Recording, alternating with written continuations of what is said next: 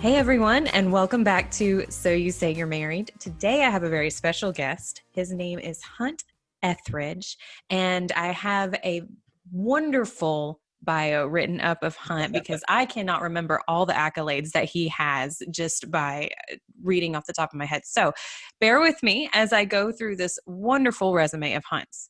So Hunt is an award-winning dating and relationship expert with over a decade of experience helping people become the best, most dateable versions of themselves. And while the focus of his coaching is on making someone empirically more dateable, the lessons learned translate very easily into personal and professional lives, which is what all of us coaches strive for. The emphasis, though, on his work is on confidence building, leadership, image and style, conversation skills, creating chemistry, reconnecting, and so much more. He has been featured collectively and individually on CNN, ABC, NBC Fox, Vanity Fair, The Wall Street Journal, The New York Times, New York Post, Maxim, The Huffington Post, The Washington Post, and Telemundo, Glamour, Mexico, and so much more. Wow, that was quite a list, Hunt. That was quite a list. Wow, it's gotten to the point where I just say everywhere. Yeah, and that's phenomenal. And you are considered one of the top in your field too, and you're consistently called upon for your coaching insight. So with that being said, Hunt writes for the matchmaking business. He writes for Match.com, and he is one of the leaders in all advice matchmaking. So with that, Hunt, thank you so much for being here. Thank you. It's great to be here. I always love to chat with you. Yes. And Hunt is an absolute delight. We've actually been talking for a few months now, and every conversation is wonderful and very insightful. And the reason I have Hunt on here today is because I know we talk about marriage a lot and we talk about relationships a lot, but we never really talk about what it is to date your spouse and to keep courting your spouse, which is extremely important. And I thought Hunt would be one of the best people to get that advice. So Hunt, what is your take on dating your spouse? Well, like you said, too, a lot of people feel that once the dating is done, they just put it on coast and just autopilot and just drive. And I mean, obviously that doesn't work for many reasons as well, too. But it's even more important to date when you're in a relationship or in a marriage because you have to help recreate the types of emotions that existed at the beginning. Trying to figure out, it's like, where do I start? But basically, most relationships that end with a whimper and not with a bang, meaning that things become stale, predictable, nothing to look forward to. And even if it does end with a bang, it's usually because it was whimpering beforehand. And as you know, too, and you hear this platitude said many times, but marriage is work. Relationships are work. You have to work at anything to make it good. If you bought a house and then never worked on any upkeep, it's going to crumble around you. So same thing with a relationship. Doesn't matter what your foundations are. No matter if you've got your walls and your roof. If you're not constantly updating it and building it and shoring it up, it's not gonna work out for you. So true. And what you said right there, marriage is work, and a lot of people, I think, get lost in that word work. So they think as soon as they enter into a serious relationship, a committed relationship, that their freedom and their life is over, and they don't have the ability to have fun anymore. And they feel like they're constantly working through this relationship, and they forget that part of the work is actually having fun and remembering to enjoy each other. Yes. I mean, that's it. That's the core of it, being with someone that you are having fun with. Listen, do you like your work, what you do? Oh yeah, I love it. Me too, but it's work. I love being with my wife. But it's work. It doesn't just because, that's the thing. There's work and there's fun. They don't have to be mutually exclusive. And that's what I think a lot of people lose, the playfulness and enjoyment of being with each other. And I remember many times talking to married folks. I'm like, well, I'm already married. I don't need your advice. I'm like, okay, when's the last time you took your wife on a date? When's the last time you did something you've never done before with your wife? When was the last time, these, and they're like, Mm-hmm. oh, yeah. I'm like, yeah, Mm-hmm. you need my advice more than single people, because single people know they've got to work. Ooh, I like that person. All right, let me get in Pull out all there, the figure out what I stops. need to do, hit the treadmill, Mm-hmm. figure out what they like, read up on horses, Mm-hmm. whatever it is. But we get complacent in relationships. Mm-hmm. We think we've reached the end game. So as soon as we sign that permanent contract, oh, we're done. Everything's done. We've reached our goal. Now what? No one talks about what happens after the honeymoon stage is over. Totally. And And a contract, if you will, mhm, a contract is, if the variables change mhm, drastically, that contract is not what you originally agreed to. Meaning, some exactly. people say, like, let's get married for life, and then one person balloons up 200 pounds. Hmm. That's a little Where we different. went into that contract, the variables are different than they are now. Or it Hmm. could be emotional. You get married and then you just decide that you don't give a shit anymore about the other person's emotional needs. Like, Hmm. okay, the situations where the contract was originally signed are not the same anymore. So we need to reevaluate where we are on this, Hmm. which we would do in any other type of contract. Right. If but we feel, that's always the thing that always amazes me about the dating and relationship world, is it is, in my opinion, arguably the most important thing that's out there. For, like, Hmm. what else is life without someone next to you to share it with? But we don't feel that we need to do any work for it. Yep. If I what's one of the main advice things that you hear people with to give to singles? Oh, don't worry, it'll happen. Hmm. If I want to learn German and you said to me, don't worry, it'll just happen, how inane that sounds. Yep. But we say that with regard to relationships completely unironically. Hmm. So I think that there's like a cognitive dissonance on what relationships are and how best to continue them. It doesn't mean that you need to work, does not mean putting yourself aside and only Hmm. looking at them at all. It's not that and it should not be exhausting work. It should be So work that true. you hope to, but there's definitely going to be some work involved in it as well too. A way is something that is called bids. Now, a bid is, for instance, I say, hey, Cody, look at that bird. You have three ways in which to respond: negatively, neutrally, or positively. Hmm. Negatively would be, I'm too busy, I don't have time to look at it right now. Neutral would be, that's nice. And Hmm. positive would be, oh, cool, what color is it? Hmm. So anytime anybody, friend, business, relationships, says something to you, they're offering up a bid. Now, how you respond to that bid is up to you. But the science and the data support the people that react positively to each other's bids usually have much longer lasting and much more positive relationships. So, Yeah. It's a constant positive reinforcement, even if it's not something that you feel like is actually actively positive reinforcement, where it is an emotional issue and you're trying to lift somebody up. How would you feel if there was constant negative thrown at you every single day on every single response that you had?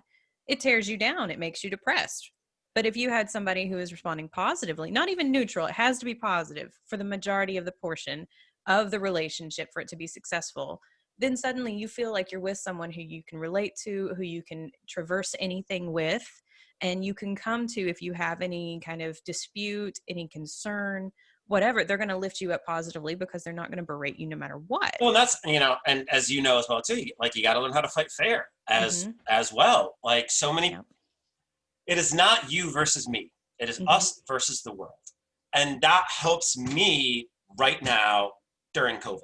Yep. When we have stressors and get in our arguments and fights, and we're trying to deal with things that don't have answers. Mm-hmm. The thing that I keep reminding myself is, like, she's not attacking me. I'm not attacking her. We are trying to figure out the best solution for us.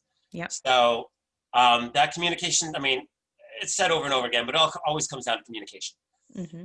There are always going to be fights. There's always going to be differences of opinions. And there could be all sorts of open marriages or poly or monogamous or whatever the different things are. Everything's okay as long as you have a good communication style.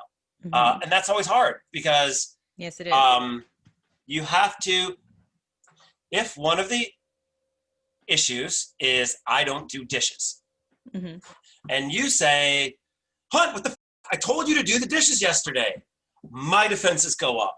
Right. I come on the attack. My walls come up, and nothing happens. If we can learn to talk about how it affects us and how we feel about it, it's not attacking, and you can't shove away someone's feelings. If I said the same thing to her, I said, honey, when I ask you to do the dishes and you don't, it makes me feel that you don't listen to me or respect me or think that these things need to be done, and that makes me sad. And for the most part, we don't want to make each other sad. So when something is said in that way and how it reflects to you, it reduces the chance that they're going to get mad, and hopefully allows you to work into a productive conversation on how to fix the issue. It's taking that breath and pausing before you respond. You don't respond with emotions 100% of the time. You want to respond with self-awareness and with logic, just so that you can maintain a civil relationship. And yes, unfortunately, most people respond with emotion before they do anything, and they don't check themselves. And that's something that I work on first, is your mindset work and becoming self-aware of your own mindset, your own reactions before you project it onto your spouse. That's one of the first lessons that we learn. That's something that you said too, projection. Yep. The things that we don't even realize that we're doing until you know that it's a thing. Right. The easiest example right now is our president. If he says something, he's projecting, chances are he's probably doing it. It's almost like a 1-for-1, because he's not that slick. So when people, like, for instance, if you are constantly being accused of cheating by your spouse and you are not, there is a large probability that they are cheating and projecting their own insecurities and emotions onto you. It's dating is a mix of psychology, biology, sociology, and anthropology. By definition, so is everything we do, because those are the 4 tenets of humanity. I just mention it because, like everything else, those aspects are going to come into play in dating your spouse. And we have to understand the classic men are fixers, women want to be heard. Have you ever seen that video? It's not about the nail. No. Oh, it's phenomenal. And it's a boyfriend and girlfriend, or man and wife, I'm not sure, but they're sitting on a couch, and she has a nail sticking out of her forehead. And she is crying, and she's trying to pour her heart out to him about how there's holes in her sweater. She has a constant headache and all this stuff. And he's like, because there's a nail. And she goes, that's not about the nail. I just want you to listen to me. And he's over here going, but if we just pulled it out, and it portrays men and women's relationships perfectly. No, that's exactly it. The examples I use too is wife come home from work. Oh, my feet hurt. The man wants to make the woman happy. So he wants to fix the problem. Okay, we'll go out tomorrow and get you some more shoes. That's not what she wants. She wants to just hear, oh my God, that sucks. I know it sucks to be on your feet all day, et cetera, et cetera. On the other, but the man's doing what he thinks he should be doing, but he gets yelled at. On the other side of it, there's, men, when they have a problem that they're wrestling with, we do it inside first. We wrestle around in our head, try to figure it out. Before we are ready to bring it forth. Right. Whereas, say, 2 women, they will blurt it all out and work through it together. Well, so if I'm worrying through something, the woman's trying to do the same thing, and she's just sitting there trying to get into my head and poke at it, doing what she thinks is right and should be done. And I'm finally blow up at her, get away from me. Both sides are trying to do, and this isn't in an ideal relationship, both sides are trying to do what they think the other one is going to make them happy, and they're not only not doing that, they're kind of making it worse. And that cycles back again to the love languages. Yep, it sure does. And that's what I love about taking the love language quiz, the 5 love languages, is because once you figure out your love language, once you figure out your communication style, then you figure out your dating style. And if you can communicate with those fluently, and you understand how the others work, suddenly you have this blend of communication that's almost, I don't want to say flawless, but close, because you're It's able to understand it. it's deeper, I would say. Yes. Like, so before, like, all I want to do is her to hug and kiss me every time that she comes home from work, and she doesn't. All she does is she just goes in and does the dishes. Yep. Well, acts of service is her love language. And now, if you understand that, all of a sudden you start to see all the things that she does for you, which is her way of saying, I love you, which is like, oh, okay, all right, okay, this is cool. So, and that goes back to dating your spouse. So if you wanted to actually, I don't know, start spicing up your marriage again by going out and doing new adventures together, you learn each other's love language. So you figure out how to date your spouse by understanding, okay, if it's acts of service that she enjoys, set up the entire date without having her worry about it.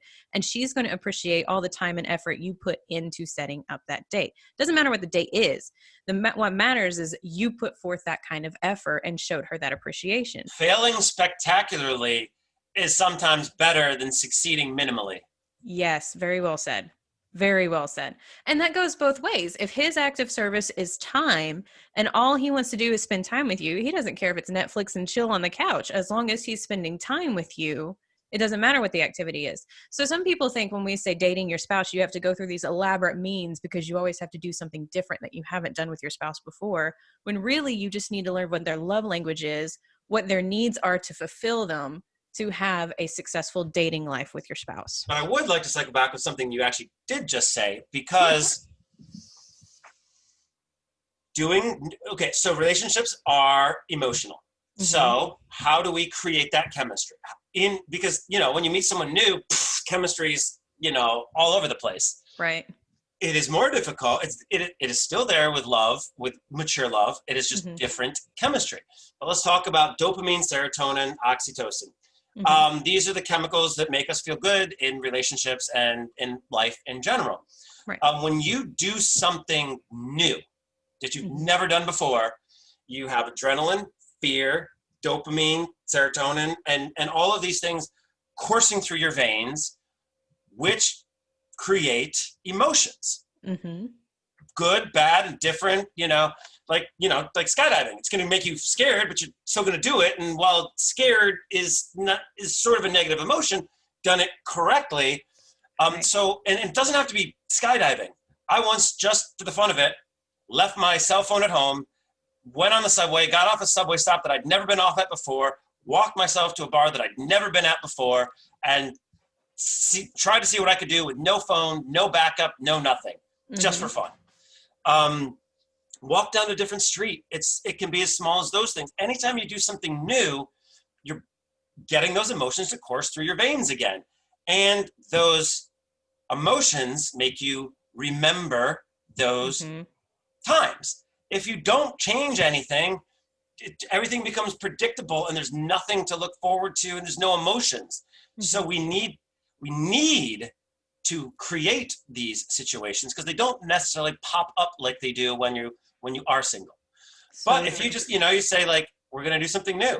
What? We're going to go to the new Chinese restaurant in town. I don't like Chinese food. I don't either. We're going to go. And if we hate it, then we get to talk for years about how awful our choice was. And it's new because we did something different. And now we added a memory and a story to it. I call that creating positive emotional drama.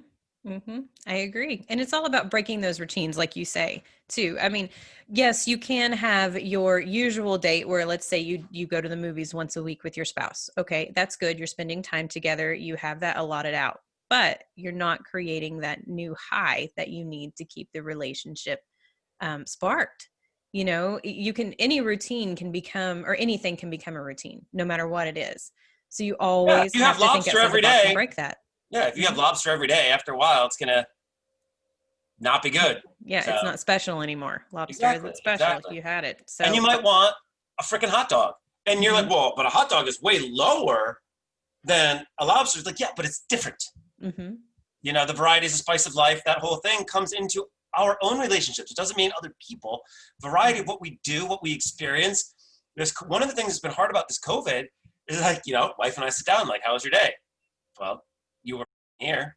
Yeah. We, yeah, we don't You have any, saw like, everything I did. so even at those beginning first couple of months, up here in New York, it was harsh. Hmm. So like, just if we walk around the block, now I can talk to you about a piece of trash I saw. Hmm. It's new stimuli. It's just something new that we can talk about. So do not have to be big, grandiose gestures in any sort of the way, but bringing newness in can help create emotion. Hmm. Hmm. And you need that emotion. Otherwise, you just turn into zombies and you turn into roommates into your own house That's and you exactly don't it. You know turn each into other. roommates. Hmm. And that's how marriages start falling apart. But you've got to catch it early. So when you feel yourself in those routines, you need to start thinking outside of the box rather quickly, but you need to be aware enough to know that that routine has happened.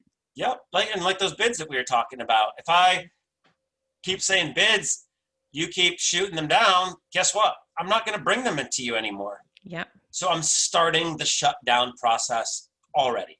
Mm-hmm. Yep. And really, it's all about communication there as well. If you, like you said, the bit about the bird, hey, honey, look at that bird. And she may have been thinking about something off the wall, and that is why she responded negatively. You need to figure that out too before you shut down. That way Right. you understand, Totally. that she may not be I'm so projecting it to sorry, you. honey. I can't look at the. I'm just really stressed over whether or not we're going to send our daughter to pre-K right now. I'm very happy that there's a bird Mm-hmm. outside right now, but I just can't. I don't have the bandwidth for it right now. Mm-hmm. Okay, no problem. Yep. And expressing that vulnerability, I always say this, vulnerability is your superpower. Expressing that vulnerability is what keeps your marriage fresh, and it's what keeps your communication fluid. And Without it, vulnerability is confidence. yes. And without it, you have your silos, you separate, and then your marriage breaks down. You're no longer dating, you're no longer talking, you're no longer even in the same room with each other because you can't stand each other. And it happens fast. It happens very, very fast. 34% rise in divorces right now in the Mm-hmm. U.S. Yep. Yep. because of obvious reasons. Well, everyone has to spend. I've had a lot of clients lately about with COVID and going, I have to see him all the time. What do I do? And You I'm weren't like, meant to. Even the yeah. best of Mm-hmm. relationships, it's not how humans are meant to be. So yeah, I get it. Mm-hmm. But my husband and I, COVID has actually been a huge relief for us because we enjoyed spending 24/7 together, and now we're back to doing 24/7 together. So it's worked out well for us. But there's been a lot of people that are calling me up going, I don't know what to say to him anymore, or I don't know how to talk to her anymore. We've said everything that we have to say. I don't know what to do. And that's when, exactly like what you said, go walk around the block, go outside, watch a different TV show together if you don't want to go outside, but find something different, play a board game, find something different to do together that still keeps you asking questions. And that's something fun I like to do, is every now and then I'll make up questions, or I'll pull up questions or a card game off of Google for, like, let's play 21 questions. Mm-hmm. And you check in with your spouse to see if they're still the same person that they were before, or if they've changed and you didn't see that change happen. Like Colby, for example, his favorite color used to be blue. Now it's brown and red. I don't know exactly when that change happened, but I know there was a change happened because I checked in with my husband to make sure I still know who he is. And that is so important, especially in times like now when you have all that time together. It's a perfect time to check in, figure out who each other are, get your opinions on current issues, on things again, preferably without blowing the roof off of the house if you guys disagree with something. But it's a great way to reconnect and to start dating again. Yeah, yeah, Mhm. totally. And I've been enjoying it too. I love that my wife's home more often. Obviously, I joked like we as society, we Mhm. have to find ways of social distancing within social distancing. Right. So that my wife had coworkers that had twins in a studio apartment in a high rise. They don't want to go through the Wow. hallways and elevators because it's just a gauntlet of germs. They don't have a balcony. They can't escape each other or their kids. I Wow. am glad that is not something I'm suffering Mhm. from. So, and especially as most people, many times people think of asking for help is a weakness, Mhm. especially men. So they are struggling alone Yep. through unprecedented times when we need more help than ever before. And this is the perfect time to ask for help as well too, because it's not like you're suffering alone. You know, like if you lost your job and everyone else was trucking along, you may not want to talk to people because they don't understand what you're going through. Right now, everybody knows what we're going through. So it's okay to open up more so. Right. This is one of the most vulnerable moments of our country in recent history, I should say. I would say one of the most vulnerable in the histories, in the history of our country. Doesn't necessarily mean it's the number one, but I'd say it's, in the top five. There. And we're all doing, like you say, we're all doing it together. So because there's that mutual understanding throughout, what would you say to some men who are still trying to silo and fall into those old habits and not ask for help when they really need it? It's a long process because we have been purposely stunted. We have been told not to communicate, do not tell people, shove your emotions down. It's not something that you can just, turn off and turn on again, unfortunately. So what you need to do is just start saying I sentences. That is a good place to start. I realize that I don't like this TV show anymore. Not, do we have to watch this again? If you say, I am not enjoying this TV show anymore, would you be up for finding something different? Not attacking, nothing, just saying what you feel. That's it. Just simple statements. Don't have to go into, I would like it if maybe I could have between the hours of 9 and 9:30 free every day because I need to prepare for my 10 o'clock meetings. Okay, I didn't know that. Sure, let's figure some things around. Usually we just hold it in until, it all comes out. And that's not good. And at the same time, too, it's also okay to feel all these feelings. I watched a sad movie so I could cry. It's not necessarily like I can't say get in touch with emotion. This is a very fucked up time, to use pardon my French. It's hard to process everything that's going through. So sometimes you need a catalyst or a way to go through. So watch The Notebook or Old Yeller. Something that is a little sad. You can cry or open up or allow yourself to feel those feelings, which can go alongside these true feelings that are happening at the moment as well too. And it gives you an outlet without it being like you're on your knees crying in the corner by yourself. And you don't have to go jump all the way into this thing. You just start trying to say how you feel. I feel sad today. Why do you feel sad? I don't know. That's okay. Yeah. And it's working through that. I don't know, it's pushing a little bit past that too, of I feel sad. Okay. I don't know why I feel sad, but I just feel sad. Well, let's think about that for a second. You don't even have to project it to someone else. You can have this conversation with just yourself, but really push yourself to figure that out, because if you don't, then you continue to feel sad and you don't know why. You can't resolve it. Yeah. I do that often. Like I'll just be sitting there and I'll feel disconcerted.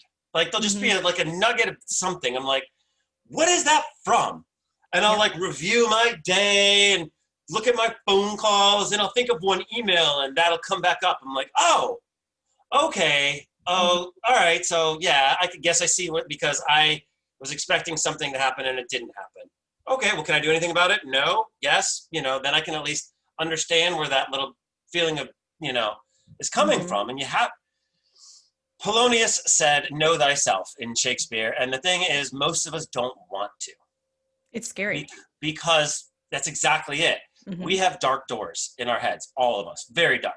And we have to explore those places if we have to understand who we are and what we want and to be okay. There's no perfect person. And so you don't have to be. But if you don't allow yourself to understand your good points and your bad points, it's hard for you to fix the things that need to be fixing. Well, and as a society, we've been raised that don't admit that you're wrong.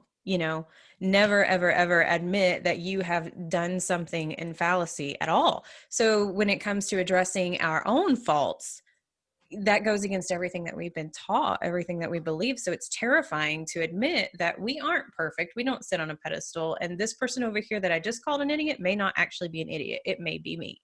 And you have to work through that. People don't like self-reflection.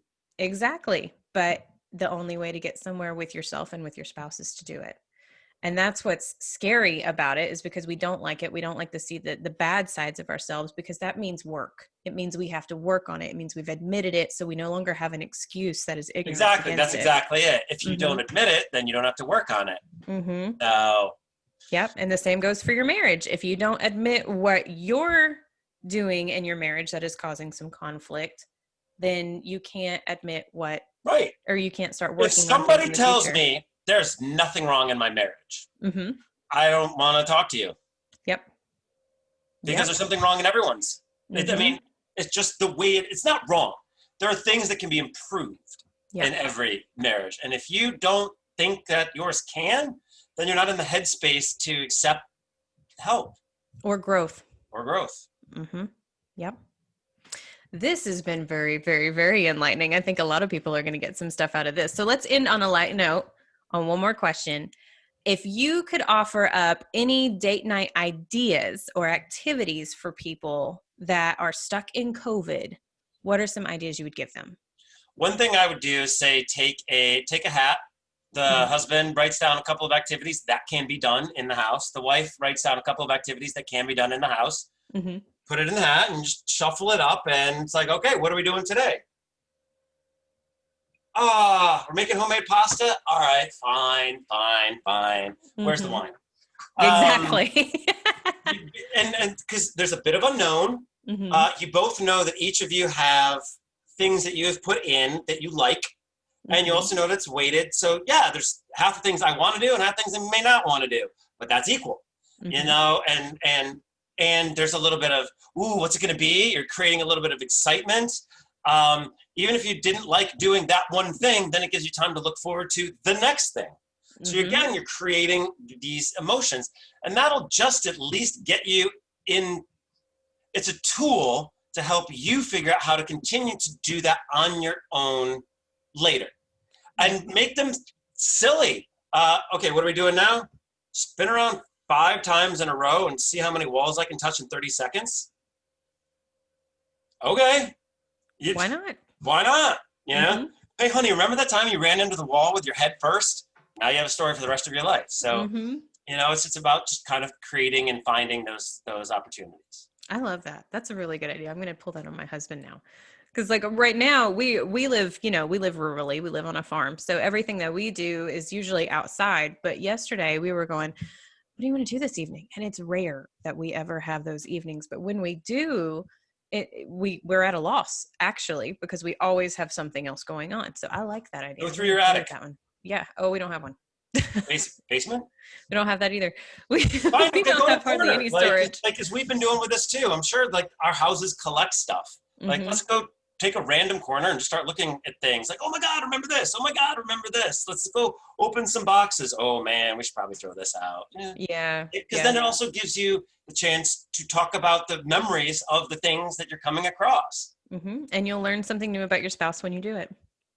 Yeah.